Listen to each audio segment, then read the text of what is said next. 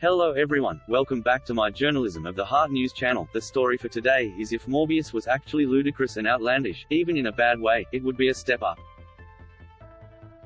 Morbius wishes it was ludicrous and outlandish, because what it actually is, boring, is so much worse. You never want to be a boring comic book movie. Comic book movies can be many things, ranging from grim and dark to zany and caper-ish, but it needs to at least be entertaining.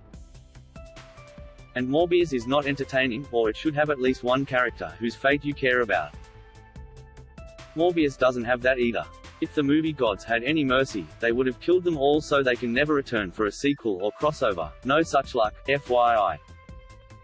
A new entry into the burgeoning Sony-Marvel shared universe, Morbius exists in the same world as the two Venom movies starring Tom Hardy, which are now connected to the Tom Holland Spider-Man movies, which makes them tangentially related to the Marvel Cinematic Universe.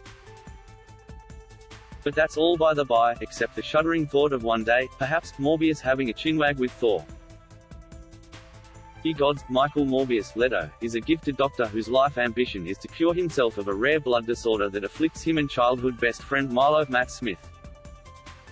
The illness renders him and Milo physically impaired, gaunt and with a death sentence hanging over them.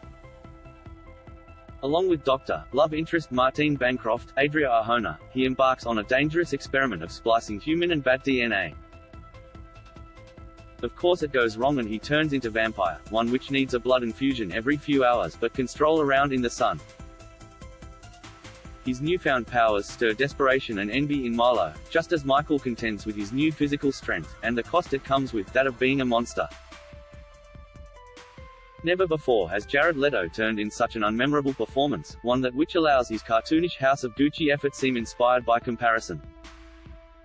Is it Leto's fault? Not even. You can lay that blame at the feet of screenwriters Matt Sazama and Burke Sharpless and director Daniel Espinosa. And just to spread the blame, the producers too. The script and direction is so bland that even Leto couldn't inject any charm, menace or a skerrick of personality into a character that's supposed to be a conflicted genius vampire hero. Michael's whole tortured journey is as shaded as a California boulevard lined with palm trees.